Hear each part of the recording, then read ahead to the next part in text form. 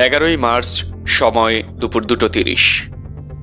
কিছুদিন আগে আমি আপনাদেরকে বলেছিলাম যে রিফাইন্ড আওয়ামী লীগ নামে নতুন একটি ষড়যন্ত্র নিয়ে আসার পরিকল্পনা চলছে। এই পরিকল্পনা পুরোপুরি ভারতের। সাবের হোসেন চৌধুরী, শিরিন শারমিন, তাপসকে সামনে রেখে এই পরিকল্পনা সাজানো হচ্ছে। আমি সহ আরও দুজনের কাছে ক্যান্টনমেন্ট থেকে এই পরিকল্পনা উপস্থাপন করা হয় 11ই মার্চ দুপুর 2:30-এ। আমাদেরকে প্রস্তাব দেওয়া হয় আসন সমঝোতার বিনিময়ে আমরা যেন এই প্রস্তাব মেনে নিই। আমাদেরকে বলা হয় ইতোমধ্যে একাধিক রাজনৈতিক দলকেও এই প্রস্তাব দেওয়া হয়েছে। তারা শর্ত সাপেক্ষে আওয়ামী লীগ পুনর্বাসনে রাজিও হয়েছে। একটি বিরোধী দল থাকার চেয়ে একটি দুর্বল আওয়ামী লীগ সহ একাধিক বিরোধী দল থাকা নাকি ভালো। ফলশ্রুতিতে আপনি দেখবেন গত 2 দিন মিডিয়াতে আওয়ামী লীগের পক্ষে একাধিক রাজনীতিবিদ বয়ান দেওয়া শুরু করেছে। আমাদেরকে আরও বলা হয় রিফাইন্ড আওয়ামী লীগ যাদের দিয়ে করা হবে তারা এপ্রিল-মে থেকে শেখ পরিবারের অপরাধ স্বীকার করবে, হাসিনাকে অস্বীকার করবে এবং তারা বঙ্গবন্ধুর আওয়ামী লীগ করবে এমন প্রতিশ্রুতি নিয়ে জনগণের সামনে হাজির হবে। আমাদেরকে এই প্রস্তাব দেওয়া হলে আমরা তৎক্ষণাৎ এর বিরোধিতা করি এবং জানাই যে আওয়ামী লীগের পুনর্বাসনের পরিকল্পনা বাদ দিয়ে আওয়ামী লীগের বিচার নিয়ে কাজ করুন। এর উত্তরে আমাদেরকে বলা হয় আওয়ামী লীগকে ফিরতে কোনো ধরনের বাধা দিলে দেশে যে সংকট সৃষ্টি হবে তার দায়ভার আমাদেরকে নিতে হবে এবং Awami League must come back. আলোচনার এক পর্যায়ে বলি, যেই দল এখনো ক্ষমা চায় নাই, অপরাধ স্বীকার করে নাই, সেই দলকে আপনারা কিভাবে ক্ষমা করে দিবেন?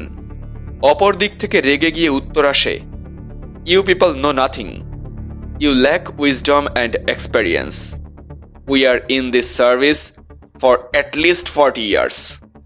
তোমার বয়সের থেকে বেশি। তাছাড়া আওয়ামী লীগ ছাড়া ইনক্লুসিভ ইলেকশন হবে না। উত্তরে বলি, আওয়ামী লীগের সাথে কোনো ইনক্লুসিভিটি হতে পারে না। আওয়ামী লীগকে ফেরাতে হলে আমাদের লাশের উপর দিয়ে ফেরাতে হবে। আওয়ামী লীগ ফেরানোর চেষ্টা করা হলে যে সংকট তৈরি হবে তার দায়ভার আপনাদেরকে নিতে হবে।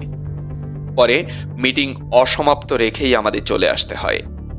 জুলাই আন্দোলনের সময়ও আমাদের দিয়ে অনেক কিছু করানোর চেষ্টা করা হয়েছে। কখনো এজেন্সি, কখনো বা ক্যান্টনমেন্ট থেকে নানা ধরনের প্রেসক্রিপশন গ্রহণ করতে চাপ দেওয়া হয়েছে। আমরাও সব চাপে নতি স্বীকার না করে আপনাদের তথা জনগণের উপরেই আস্থা রেখেছি। আপনাদের সাথে নিয়েই হাসিনার চূড়ান্ত পতন ঘটিয়েছি। আজকেও ক্যান্টনমেন্টের চাপকে অস্বীকার করে আমি আবারও আপনাদের উপরেই ভরসা রাখতে চাই। এই পোস্ট দেওয়ার পর আমার কি হবে আমি জানি না।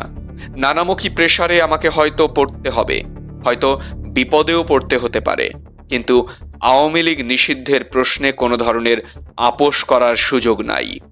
জুলাইয়ের দিনগুলোতে জনগণের স্রোতে ক্যান্টনমেন্ট আর এজেন্সির সকল প্রেসক্রিপশন আমরা উড়িয়ে দিয়েছিলাম। আজ আবারও যদি আপনাদের সমর্থন পাই, রাজপথে আপনাদের পাশে পাই, তবে আবারও এই আওয়ামী লীগ পুনর্বাসনের ভারতীয় ষড়যন্ত্রও আমরা উড়িয়ে দিতে পারব।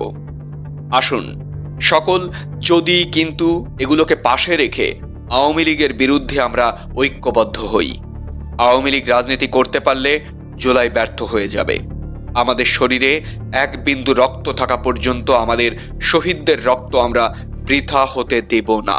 5ই আগস্টের পরের বাংলাদেশে আওয়ামী লীগের কামব্যাকের আর কোনো সুযোগ নাই, বরং আওয়ামী লীগকে অবশ্যই নিষিদ্ধ হতেই হবে।